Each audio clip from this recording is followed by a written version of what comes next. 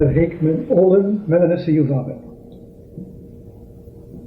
been speaking very, very generally up to this point about Virgil, especially in the last lecture where we talked about the imperial idea and how this is an imperial poem. So we've spoken mostly in rather general terms, and we thought we'd better go back and sort of start over again with something very, very specific. So we're really not going to talk about anything today except those words that Mr. Senior just quoted. To stumble over again.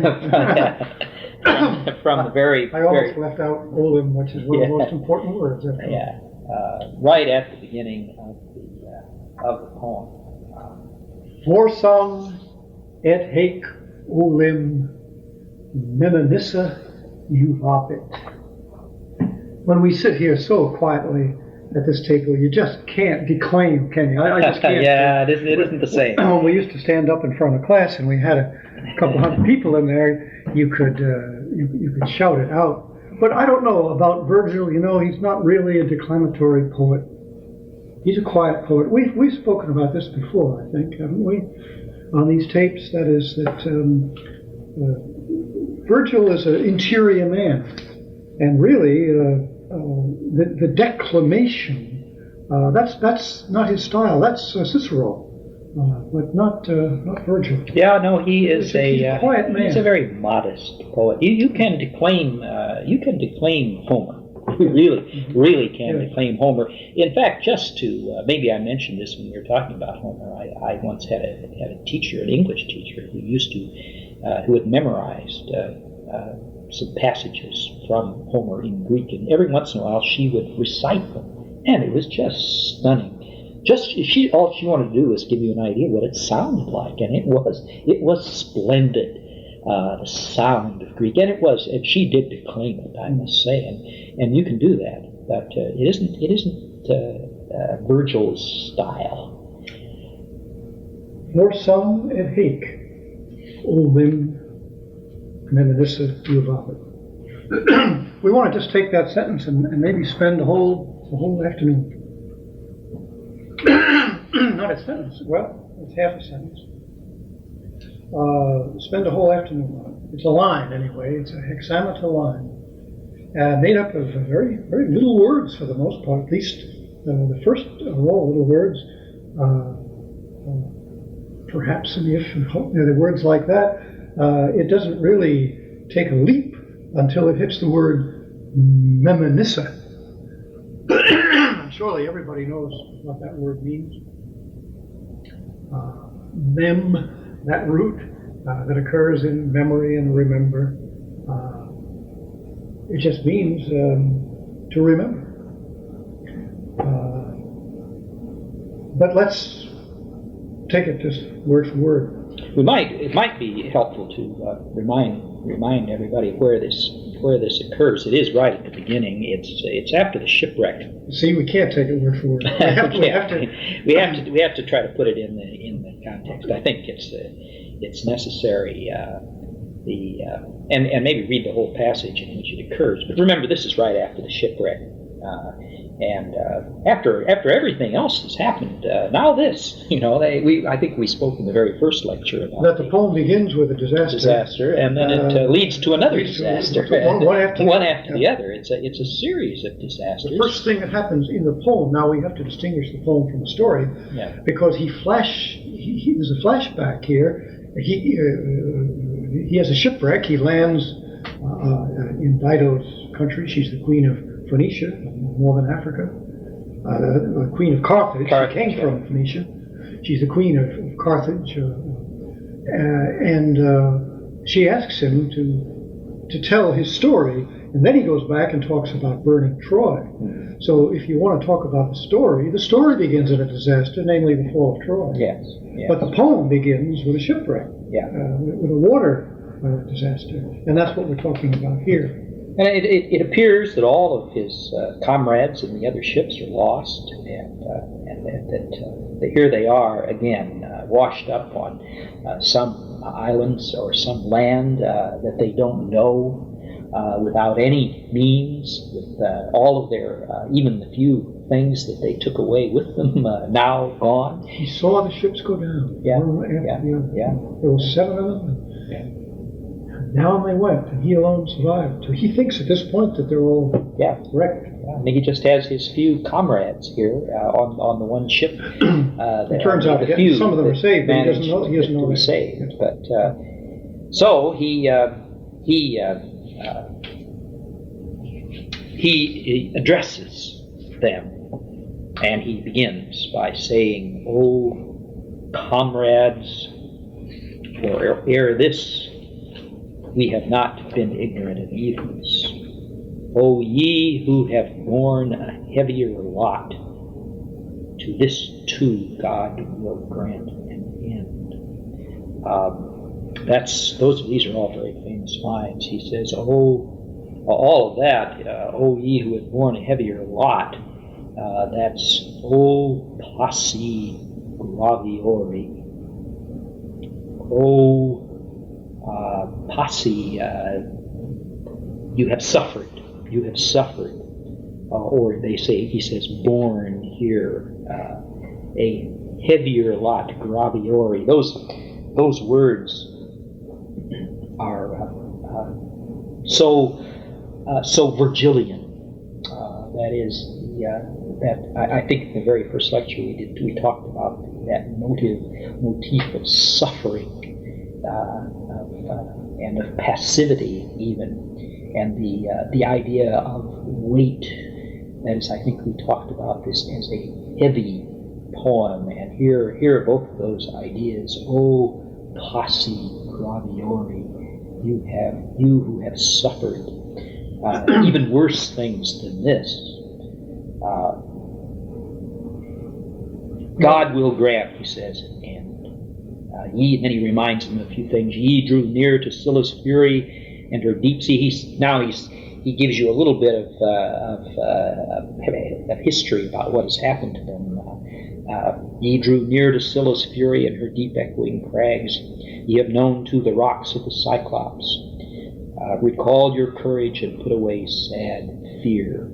Perchance even this distress it will someday be a joy to recall." That is the words. Those are the words Mr. Senior was quoting. How did that translation go? Perchance, even this distress, it will someday be a joy to recall. This translator says, this is Mikhail, "This too sometime we shall happily remember with delight." Happily. Happily. Yeah, that's that first word. First word, for some. Perchance. You know, when we were talking a minute ago about "O posse graviori,"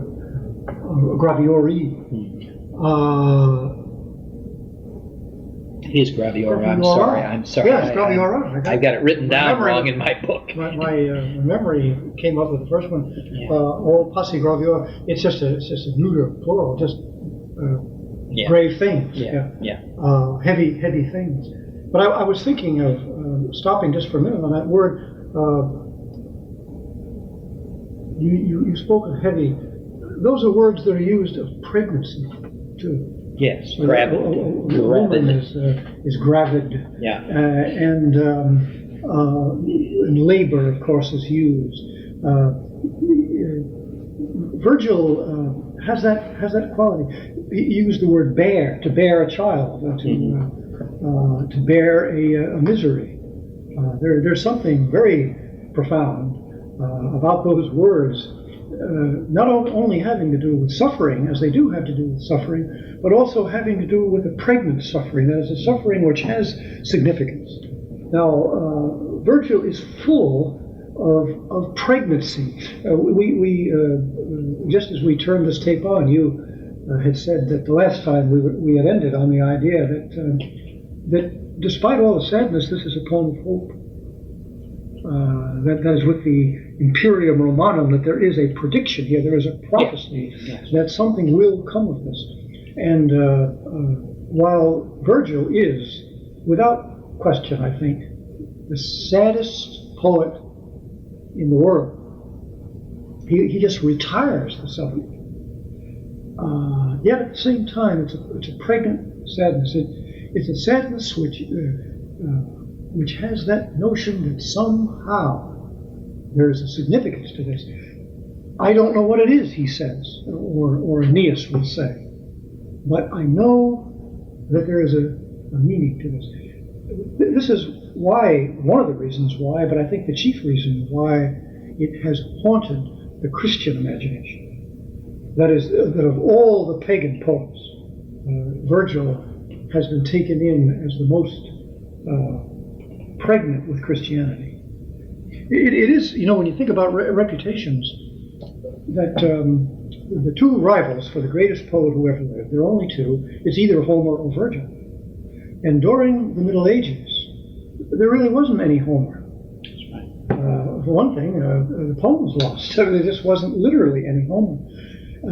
But I think that loss is significant. That is, Virgil is the poet, the pagan poet, maybe the only one really congenial to Christianity because of this. The Christians, the fathers of the Middle Ages, had a feeling that somehow or other he was a prophet.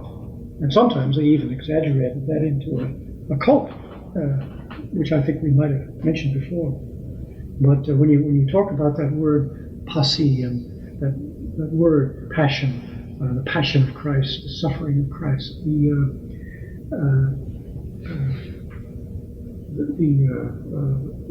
heaviness, the bearing of the cross. I mean, we use those same words for the passion. Yeah, it's the very vocabulary of Christianity. Yeah. But then he cheers up his comrades. You see, he says, "Everything's lost again. We lost our city, we lost our country, we lost our wives. Here we are out at sea trying to escape, to go to some obscure new world, wherever it is, we don't know. And suddenly a storm comes up and all our ships have gone down save one. And now we're washed up on a strange ship." Well, Aeneas is the captain of the crew. He has to cheer them on. What is the consolation going to be? And the consolation is summed up in this line. "Forsong et haec olim meminisse juvabit." This too, one day or some time, we shall haply remember with delight. More literally, perhaps also this one day, to remember, it will help us. The last word of that sentence, how does your translator? Does he use delight also? Does he use the word delight? A joy. Joy. Yeah. A joy. The word really means to give aid to. It occurs in English words like an adjutant. That is the word adjutant as adjutant general. It's used in it's a military term. Or adjunct. Or adjunct, which is a little more rare. Yeah. And it means somebody who helps, somebody who gives aid to. And it's the root of the word juvenile, that is juvenus in Latin, meaning youth. And the verb juvare and the noun juvenus, again, that J-U-V, have that same idea, to rejuvenate. Now, these two translators both move that over to mean to rejoice, to be happy. And that's true. The word is also used in that sense. That's an analogical sense. And it may very well be that in this case that would be the primary meaning. I suppose if you look it up in a dictionary, they'll say that it has three different meanings, and they'll give one as to give aid, and they'll give another one as to refer to youth, and give another one as to delight. And the word is used in all three senses. But the basic idea is to give strength or to give aid to. And what he's saying here is you are now going through these terrible trials, but in the future, someday, when another trial comes upon you, the memory of this is going to give you strength. The memory of this is going to come to your aid, and indeed, it carries with it the implication that it will be a delightful memory someday. And you'll look back on this and you'll say, oh, the terrible troubles we went through. And you'll sit there around the fire in your old age with your comrades and you'll talk about this shipwreck. It'll be the great event of your life, and it'll be a great joy for you to remember. Yeah, well, the things that we have managed to pass through in life, the trials, we say, the difficulties, the hard times, those are the times they're the times that we remember. People have the idea, perhaps, that I think when people have some, they get married, for example, or they have a child is born. They're very happy moments, joyful moments, we say. And people at the time, they say, this is something I'll remember for the rest of my life. But it turns out that that's not really true. They're not the things that we remember best. I think we may remember them, indeed, but they seem to get away from us. Whereas the hardships and the difficulties and the painful things are the things that we really remember best. They come to mind. They make a deeper impression on us than does joy. Joy is a transient. As a transient emotion, it doesn't seem to leave a mark on us, on our souls or our memories, the way painful experiences do. They're always there, and yet the strange thing is that when we go back to them, the pain is gone. They're no longer painful memories. We look back at them and with a certain delight. It's strange. It's a kind of paradoxical thing. I've always felt that Beethoven ruined his greatest symphony with all that joy at the end. At the end of the Ninth Symphony, when he has Schiller's Ode to Joy, and da da da da da da da da, and you say, "Oh, come on, that's not Beethoven. That really isn't." You want to go back a movement or two, or even back a symphony or two, because the joy is somehow. I don't dare use a word like silly. I don't suppose you could ever say that Beethoven is capable of being silly, but it's not right.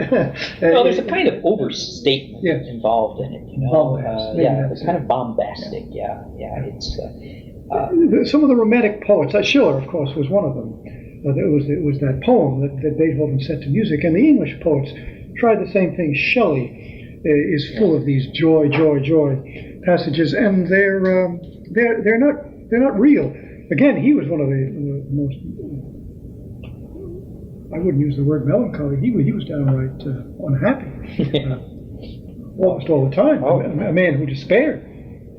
But in order to cheer himself up, I guess he wrote some of these joyful poems, the last choruses of Hellas and so on, and they don't ring true. Well, Coleridge is the same way. Coleridge had that melancholy streak, and yet he often writes in that joyful strain, and it always sounds a little forced, as if they feel a little bit guilty about their own unhappiness, and they try to compensate for it by talking a lot about joy.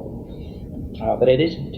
Doesn't work. When we think of the Christian dispensation, again. The Bible is filled with these great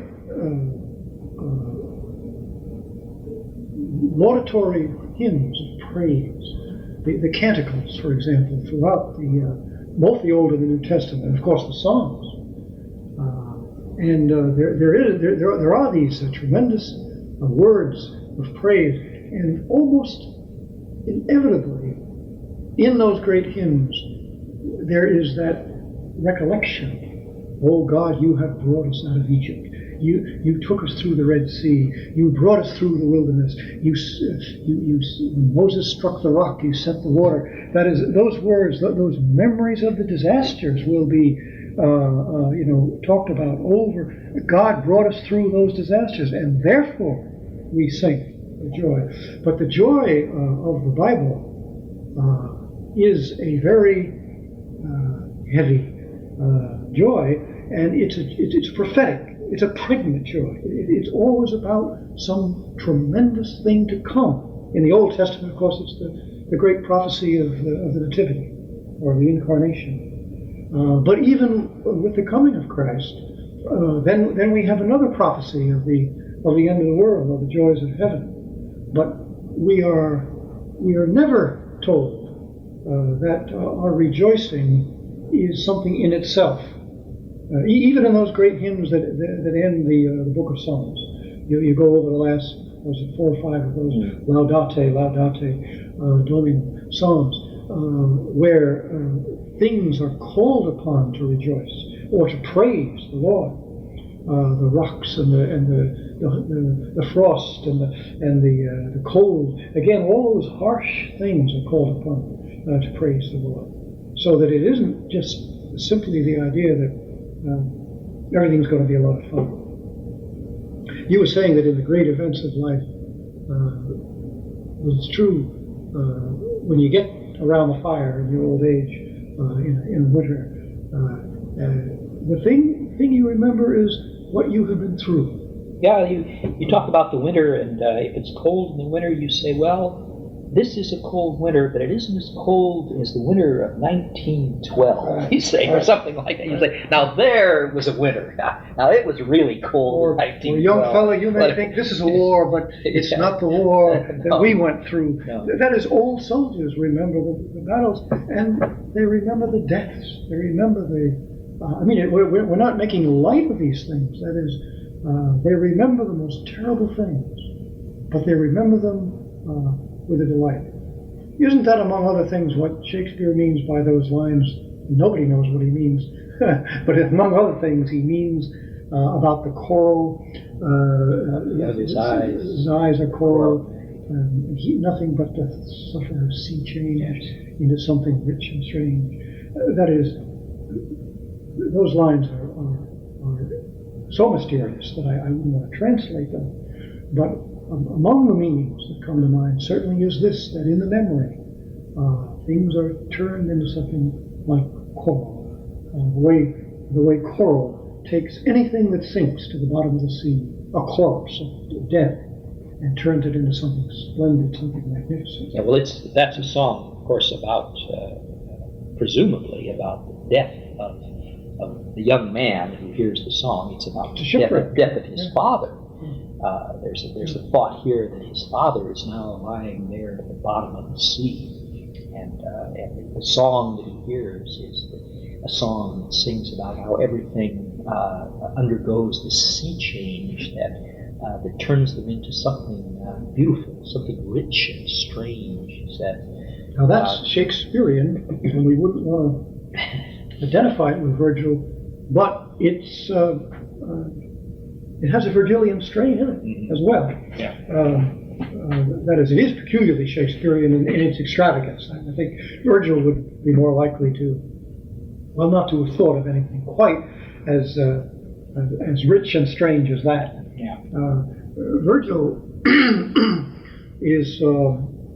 Virgil's images are almost always rather commonplace. You used the word a minute ago.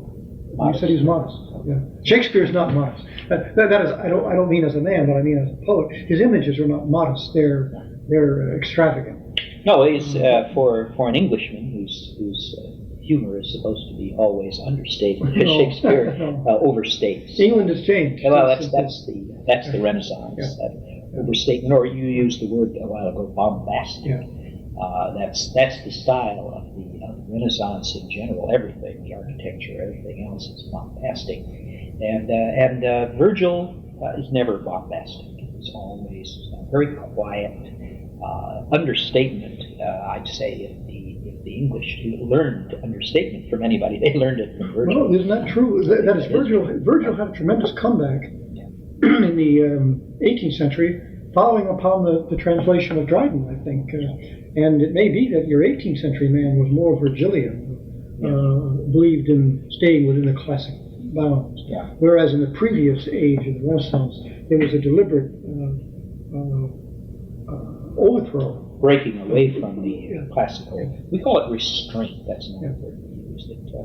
Virgil is always restrained.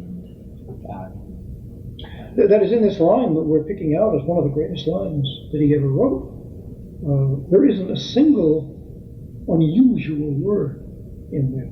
Now just think of that image of Shakespeare. All his eyes are coral made. Is that how it goes? Coral made, yeah. I mean, you just your imagination is boggled by that. Whereas this line simply says, perhaps this too one day you will remember what doing. There isn't even there's no metaphor there at all. No. There's no. It's just plain statement. There isn't even anything very concrete there. That is, we often speak of poetry as being vivid. We look for vividness in poetry. We look for color. We look for sharp, sensible images of things, and there isn't any in that at all. If that's the standard for great poetry, that is vividness or sharpness of image or metaphor, well, then this isn't great poetry. But it is. It's just the opposite. It is. It's commonplace and quiet, almost colorless, and that's Virgilian. Well, there's a lot of color too in Virgil, but the colors are quiet. Again, it's not only a contrast with Shakespeare, but which is obvious because he is so extravagant, but it's also a contrast with the Greeks, certainly with Homer. Homer is full of color, full of excitement, full of concrete, particular. Whereas Virgil likes to speak almost in generalities, and Virgil has had his ups and downs in taste. I suppose today, and for the last couple hundred years, he's been going down. The Romantics, particularly, went for the color and for the excitement and for the vividness, with some exceptions. But Virgil, of course, has never gone lower than second. I mean, when I say that he goes down, everyone knows, of course, what a great poet he is. But at the moment, I would say, I know when I was in college, it was certainly true. All my teachers said, "Oh well, Virgil is very great, but let's read Homer." He had the first place. But that's a modern notion. All through the Christian ages, it was Virgil who was considered the first of the pagan poets, and I think for these reasons, precisely that he is a poet of the ordinary, that he is modest, that he does write with restraint, and strives for the perfection of the obvious. He's a very complex man. That's odd, isn't it? That is, we think of Homer as being simple and direct, and in doing so, he's much more vivid and exciting and colorful. Virgil, seeing the complexities of things, has to work a lot harder in order to simplify it. And in doing so, he comes up with generalized statements. Well, in some ways, that really reminds me of a statement we were talking about in the Bible.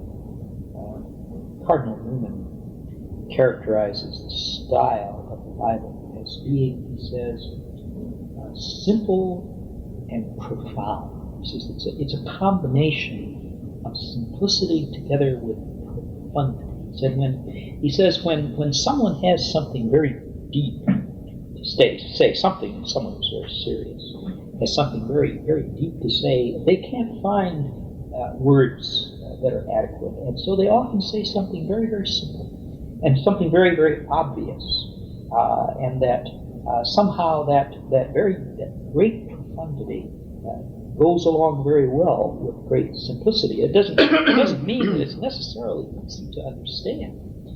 To the contrary, it's something difficult to understand because the writer is not able to fully articulate all of the emotions that he feels necessarily, and that's so in this case too.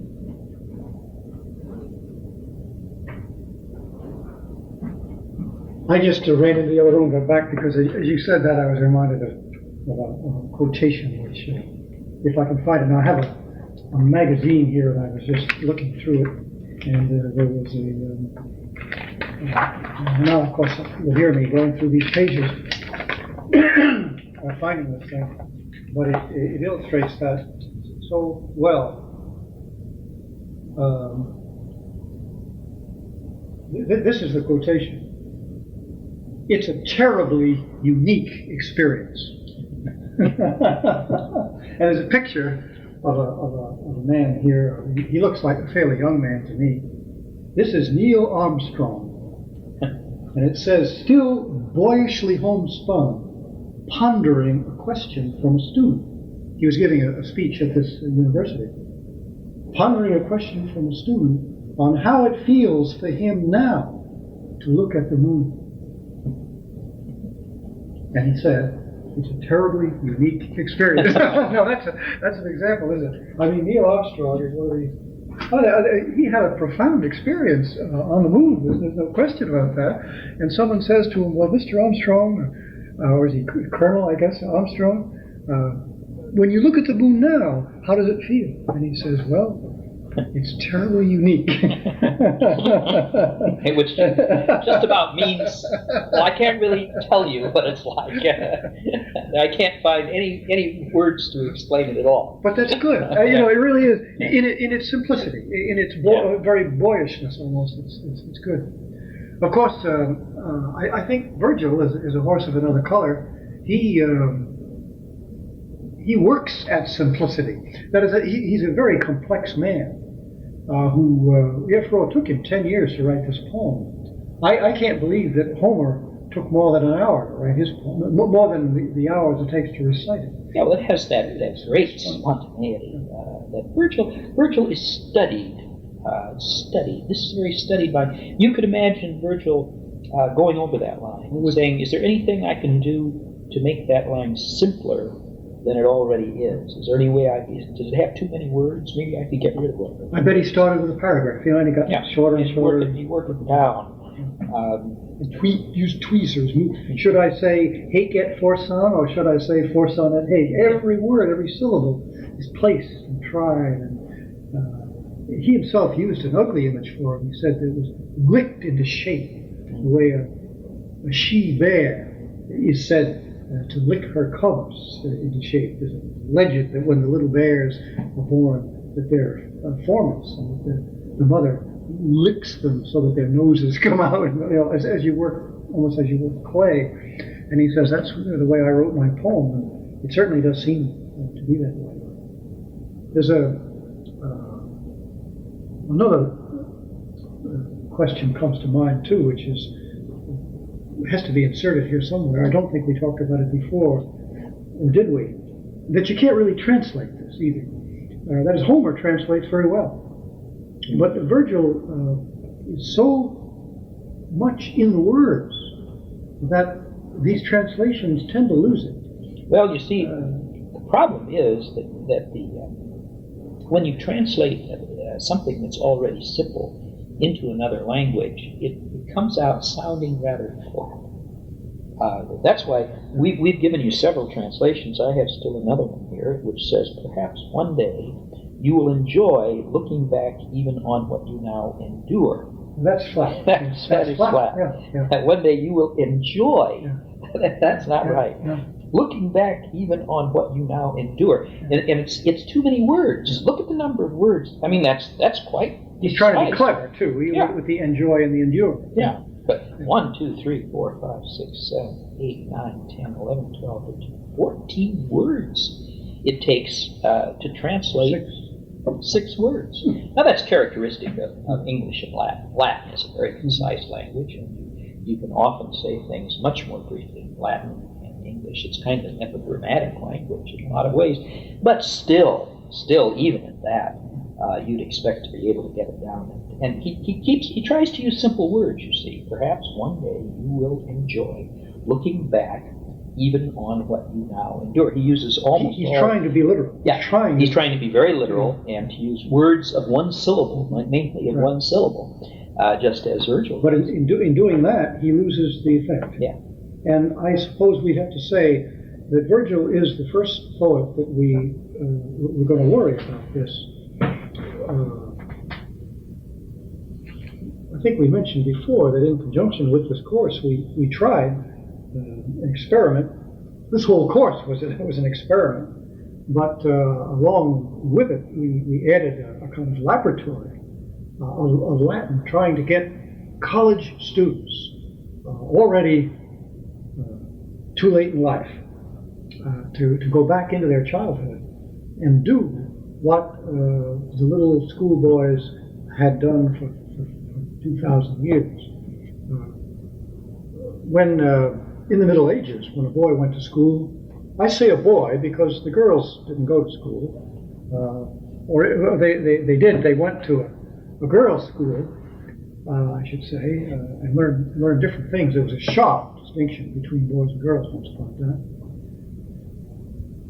time. Let's not go into that. I don't think we would never come out, at least not at the moment.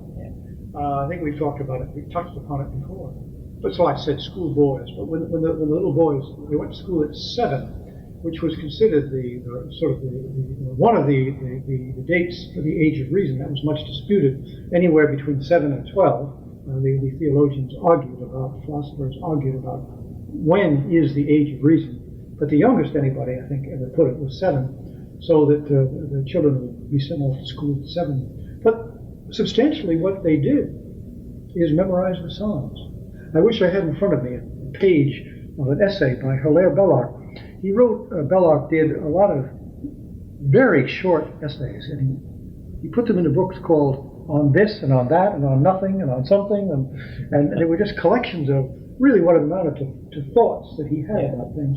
And he has this very, very short essay on medieval education, just a little picture of what it was like. And the boy is sent to the monastic school down the long lane and up the hill, and substantially he memorizes the Psalms in Latin for 7 years. That starts, I don't know which one they started with, probably not with Psalm 1, they probably started with, when we tried to do this, we started with Domine Dominus Noster, Quam ad mirabile. And I wouldn't be surprised if they did that with the little kids, because it's a psalm immediately available and obvious, and in a way with more joy in it. Although then we moved to the De Profundis for the opposite. But whatever order they were learned in, perhaps they followed even some of the canonical hours. But whatever order, by the time the little boy was ready either to go to higher school or to go be apprenticed, or to go back to the farm, what he substantially knew was a kind of Latin. He had memorized Psalms and taught Latin just in childish language. What time is it? Pass the butter at meal. Hello, goodbye. Are you sick? Just simple, everyday conversational Latin, plus a large amount of memorized material from the Bible. And then he was ready, if he wanted to go on, to study grammar and other things. But that kind of Latin, that really is something we all should have. It's not scientific knowledge of the Latin language. It's not what the universities want you to have. In fact, when we introduced this course, we ran into terrible battles with the established classics department, because they thought it was a scandal. They have a grammatical attitude toward the language, and they just couldn't conceive of anybody. They even thought it was immoral, I think, to fool around as we did with Latin in this childish way. But certainly, if you want to be an educated Christian that is in Western civilization, you have got to have that kind of knowledge of Latin. Winston Churchill talks about it, for example. When he went to school, he had his 7 years of Latin and he forgot it all. But he said that he never would have become a master of English prose if he hadn't had that Latin. And he could still recite large amounts of it if he had to. Probably get a little bit mixed up with it. Yeah, well, he was always quoting Virgil. Yeah, as a matter of fact. It was in him. It was in him. And he was never away from it, especially when he spoke English. That is, Latin is. Did we talk about this before? No. The architectonic language of Western civilization. That's a great word, isn't it? Architectonic. It's a Greek word, Latinized Greek word. But it's true. If you are going to be a Chinaman and take part in Chinese civilization, something, of course, that the communists have repudiated, but if you wanted to be part of Chinese civilization, you would have to know a peculiar kind of Chinese called, was it Mandarin? Is this a special, old, archaic dialect? Classic is the word, yeah. Classical. If you want to be a Hindu, you have to know Sanskrit.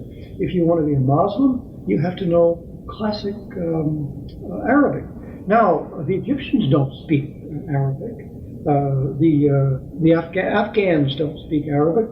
The people who live in Tunisia don't speak Arabic, but they all know Arabic because it's the language of the Quran.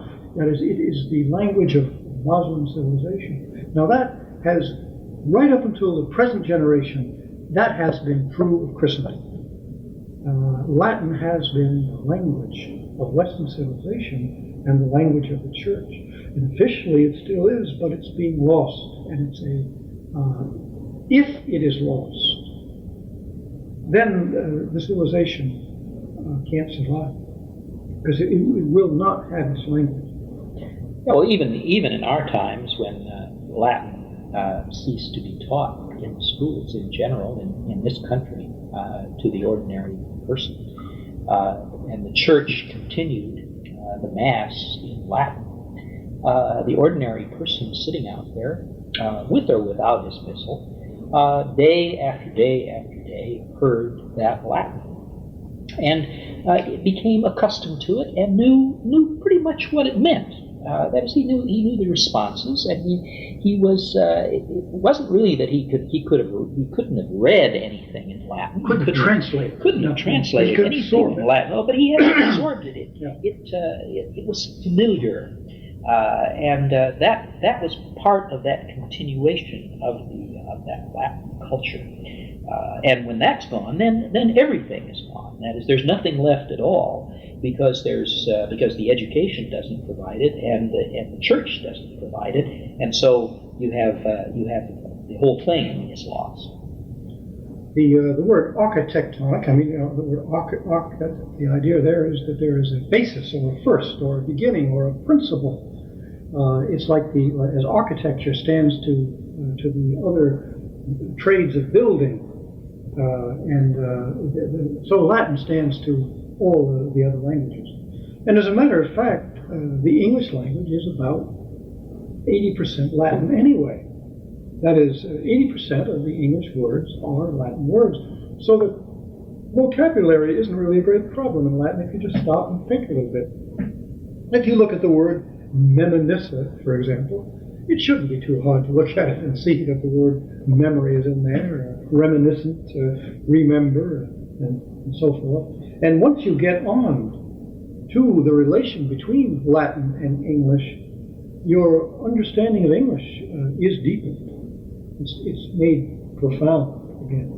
you realize that English is a language that skims over the surface of a great depth, and that the depth is largely Latin. Now, we talk about the Germanic roots of English, the Anglo-Saxon roots, and there are some, and they turn out to be marvelous, and we love them because we're English-speaking people, and poets, even English poets, particularly love them because they're different.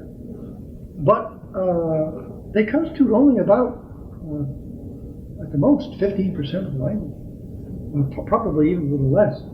80% is Latin, and 15% is English, that is Germanic. And then 5% is imports. That is, we have Chinese words, and Arabic words, and Spanish. well, we picked up all Well, the French, words. of course, but just Latin. that tends to be Latin also. Yeah.